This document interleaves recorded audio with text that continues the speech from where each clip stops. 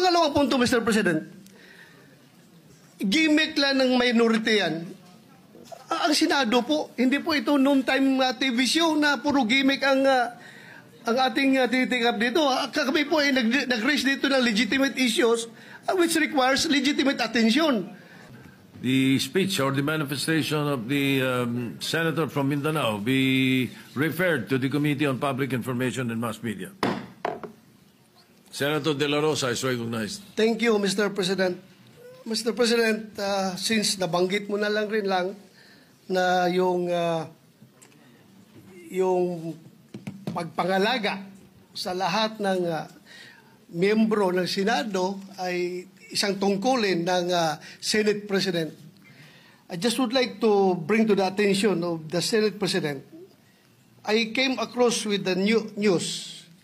Now, when the Senate President was asked by a certain Christian Esguerra regarding the minority taking up the question about the custody of Bryce Hernandez. Ito po ang sagot ng ating Senate President, which I find it very, very, very sad because being the Senate President, we hope that you are going to take care of not only the majority, because you're not the majority leader, you're the Senate President, and we hope that the majority and the minority will be taken care of by the leadership of the Senate. And if I quote your answer, Mr. President, gimmick yan ng minority. Hindi ba nila naiisip na baka si Martin Romualdez ang tuta ko? Makabintang sila porque pinagbigyan ko yung TRICOM, tuta na ako.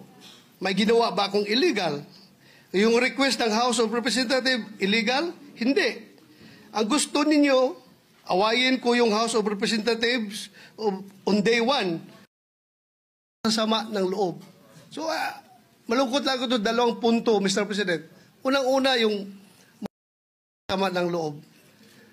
Kami, Mr. President, hindi mo po kami mapatay ng loob dahil hindi na po masama ang loob namin dahil tanggap na namin na kami ang minority. Ang kinasama lang ng loob namin is bakit kailangan pang may sasama ng loob? Hindi na po masama ang loob namin. Tanggap na namin na kami minority. At pangalawang punto, Mr. President, gimmick lang ng minority yan.